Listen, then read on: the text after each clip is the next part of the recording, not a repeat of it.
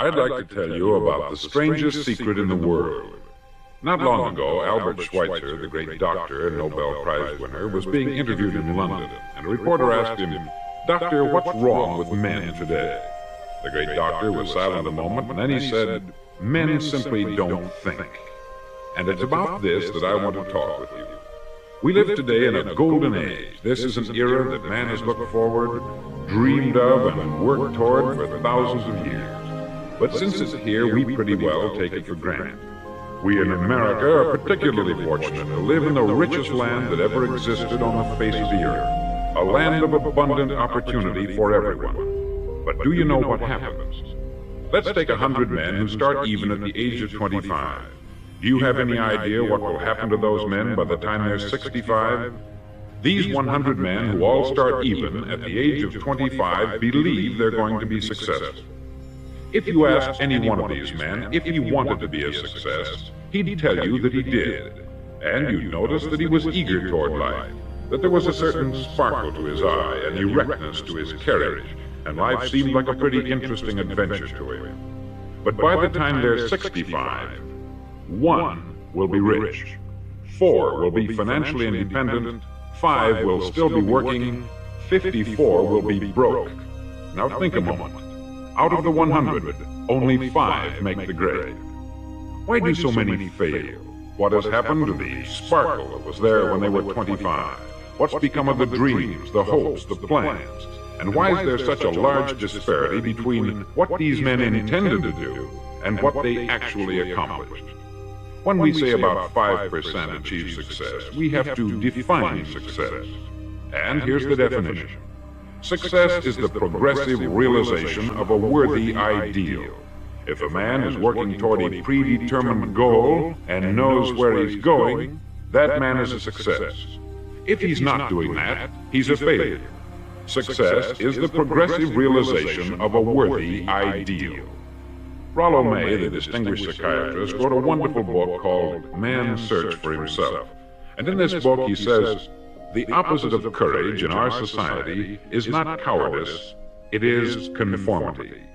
And there you have the trouble today. It's conformity. People acting like everyone else, without knowing why, without knowing where they're going. Now think of it. In America right now, there are over 14 million people 65 years of age and over. And about 13 million of these 14 million are broke. They're dependent on someone else for life's necessities. Now, we learn to read by the time we're 7. We learn to make a living by the time we're 25. Usually, by that time, we're not only making a living, we're supporting a family. And yet, by the time we're 65, we haven't learned how to become financially independent in the richest land that has ever been known. Why? We conform. And the trouble is that we're acting like the wrong percentage group, the 95% who don't succeed. Now, why do these people conform? Well, they don't know, really. These people believe that their lives are shaped by circumstances, by things that happen to them, by exterior forces. They're outer-directed people. A survey was made one time that covered a lot of men, working men, and these men were asked this question: why do you work? Why do you get up in the morning? 19 out of 20 had no idea. If you ask them, they'll say, everyone goes to work in the morning. And that's the reason they do it, because everyone else is doing it. Now let's get back to our definition of success. Who succeeds? The only man who succeeds is the man who is progressively realizing a worthy ideal. He's the man who says, I'm going to become this, and then begins to work toward that goal. I'll tell you who the successful people are. A success is the school teacher who's teaching school because that's what she wanted to do. The success is the woman who's a wife and mother because she wanted to become a wife and mother and is doing a good job of it. The success is the man who runs the corner gas station because that's what he wanted to do. The success is the successful salesman who wants to become a top-notch salesman and grow and build with his organization. A success is anyone who is doing deliberately a predetermined job because that's what he decided to do deliberately. But only 1 out of 20 does that. That's why today there isn't really any competition unless we make it for ourselves. Instead of competing, all we have to do is create. Now, for 20 years, I looked for the key which would determine what would happen to a human being. Was there a key, I wanted to know, which would make the future a promise that we could foretell to a large extent? Was there a key that would guarantee a person's becoming successful if he only knew about it and knew how to use it? Well, there is such a key, and I found it.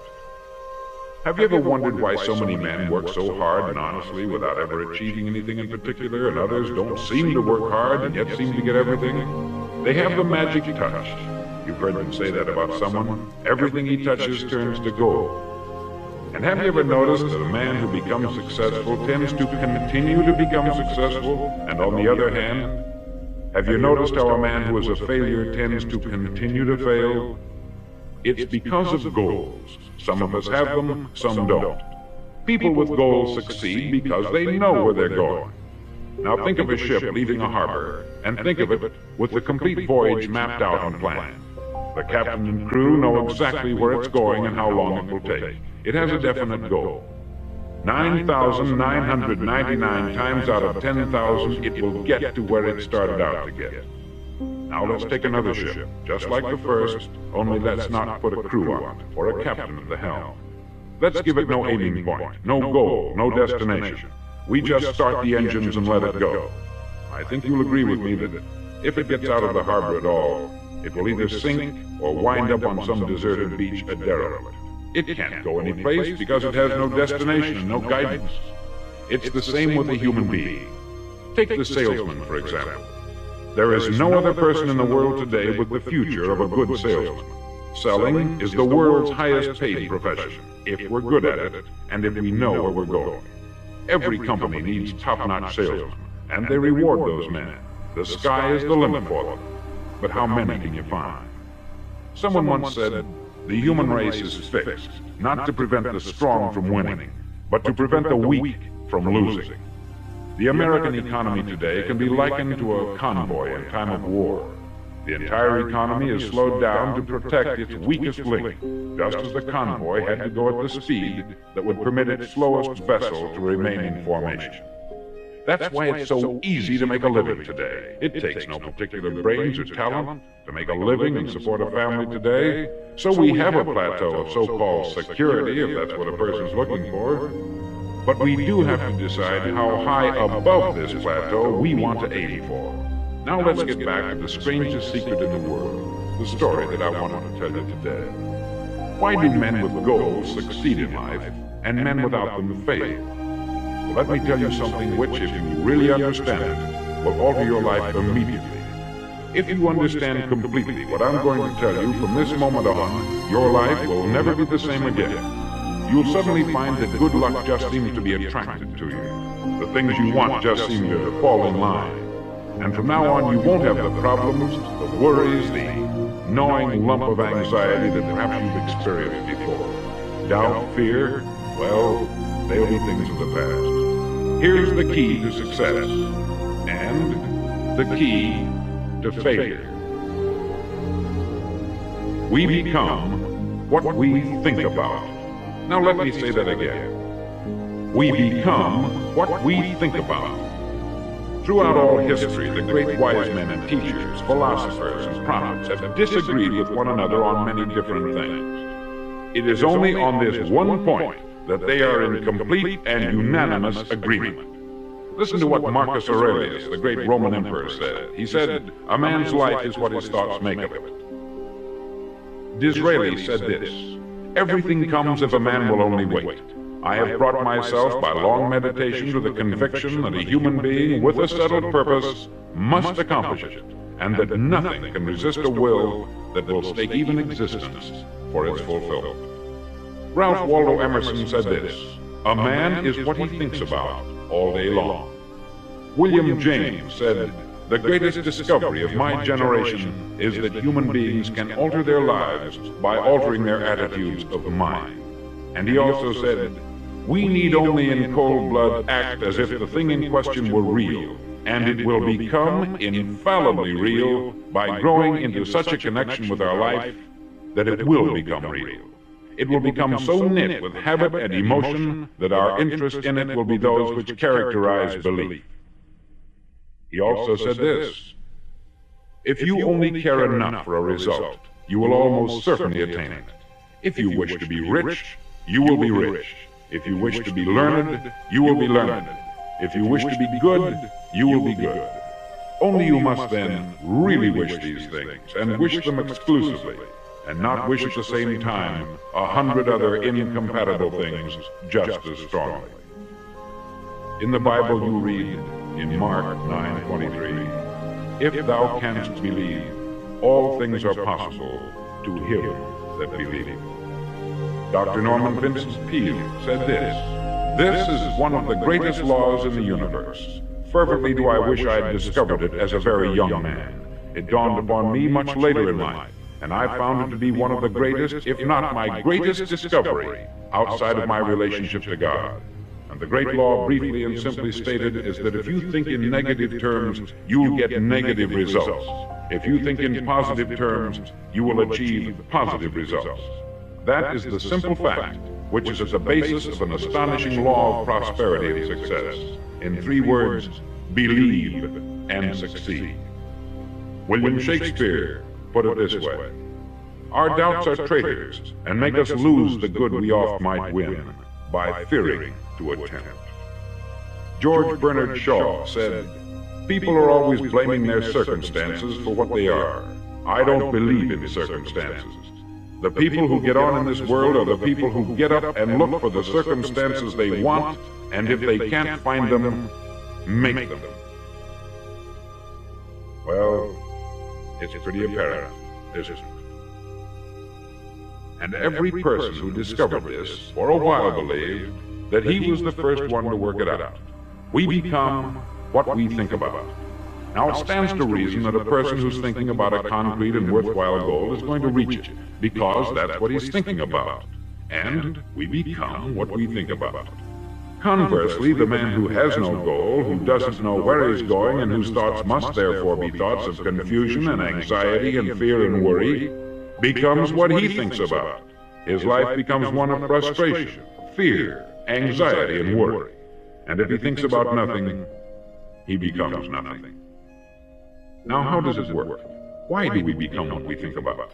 Well, I'll tell you how it works as far as we know. Now, to do this, I want to tell you about a situation that parallels the human mind. Suppose a farmer has some land, and it's good fertile land. Now, the land gives the farmer a choice. He may plant in that land whatever he chooses. The land doesn't care. It's up to the farmer to make the decision. Now, remember, we're comparing the human mind with the land, because the mind, like the land, doesn't care what you plant in it. It will return what you plant, but it doesn't care what you plant. Now let's say that the farmer has 2 seeds in his hand. One is a seed of corn, the other is nightshade, a deadly poison. He digs 2 little holes in the earth and he plants both seeds, one corn, the other nightshade. He covers up the holes, waters, and takes care of the land, and what will happen? Invariably, the land will return what is planted. As it's written in the Bible, "As ye sow, so shall ye reap." Remember, the land doesn't care. It will return poison in just as wonderful abundance as it will corn. So up come the 2 plants, one corn, one poison. Now the human mind is far more fertile, far more incredible and mysterious than the land, but it works the same way. It doesn't care what we plant. Success, failure. A concrete worthwhile goal, or confusion, misunderstanding, fear, anxiety, and so on. But what we plant, it will return to us. You see, the human mind is the last great unexplored continent on the earth. It contains riches beyond our wildest dreams. It will return anything we want to plant. Now you might say, well, if that's true, why don't people use their minds more? Well, I think they've figured out an answer to that too. Our mind comes as standard equipment at birth. It's free, and things that are given to us for nothing, we place little value on. Things that we pay money for, we value. The paradox is that exactly the reverse is true. Everything that's really worthwhile in life came to us free. Our mind, our soul, our body, our hopes, our dreams, our ambitions, our intelligence, our love of family and children and friends. All these priceless possessions are free. But the things that cost us money are actually very cheap and can be replaced at any time. A good man can be completely wiped out and make another fortune.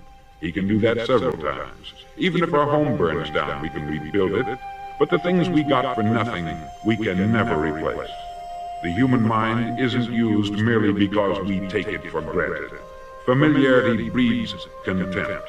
It can do any kind of job we assign to it, but generally speaking, we use it for little jobs instead of big important ones. Universities have proved that most of us are operating on about 10% of our abilities.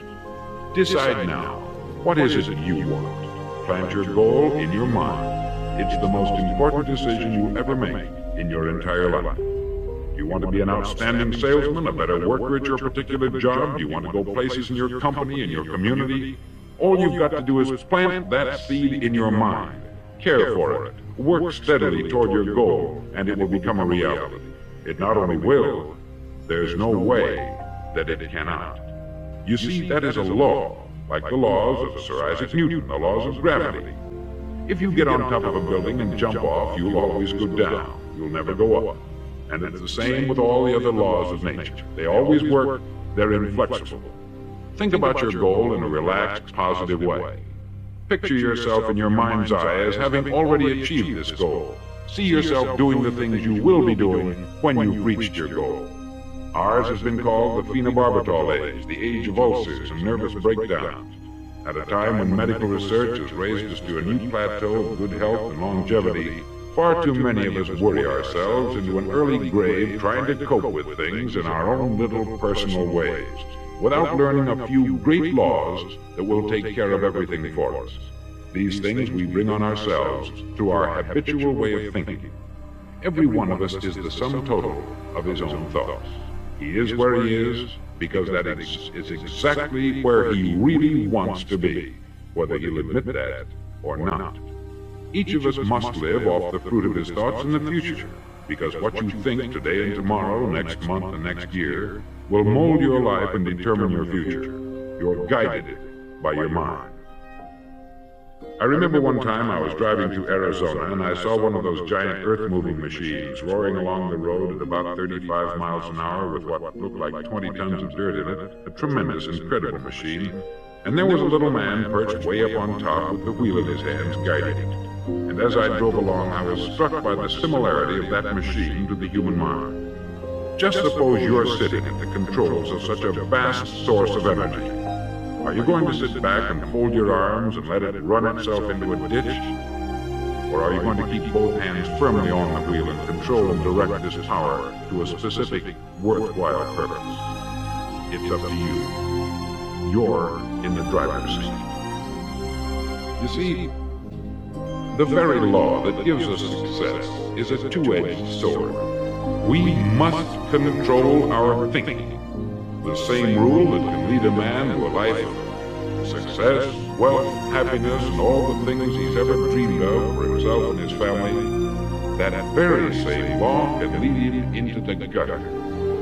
It's all in how he uses it, for good or for bad. This is the strangest secret in the world. Now, why do I say it's strange, and why do I call it a secret? Actually, it isn't a secret at all. It was first promulgated by some of the earliest wise men, and it appears again and again throughout the Bible. But very few people have learned it, understand it. That's why it's strange, and why, for some equally strange reason, it virtually remains a secret. I believe that you could go out and walk down the main street of your town and ask one man after another what the secret of success is, and you probably wouldn't run into one man in a month who could tell you. Now, this information is enormously valuable to us, if we really understand it and apply it. It's valuable to us not only for our own lives, but the lives of those around us, our family, employees, associates, and friends. Life should be an exciting adventure. It should never be a bore. A man should live fully, be alive. He should be glad to get out of bed in the morning. He should be doing a job he likes to do because he does it well. One time I heard Grove Patterson make a speech, the editor-in-chief of the Toledo Daily Blade, and as he concluded his speech, he said something that I've never forgotten. He said something like this: "My years in the newspaper business have convinced me of several things, among them that people are basically good, and that we came from someplace and we're going someplace. So we should make our time here an exciting adventure.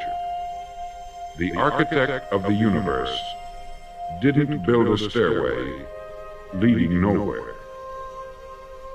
And the greatest teacher of all, the carpenter from the plains of Galilee, gave us the secret time and time again. As ye believe, so shall it be done unto you.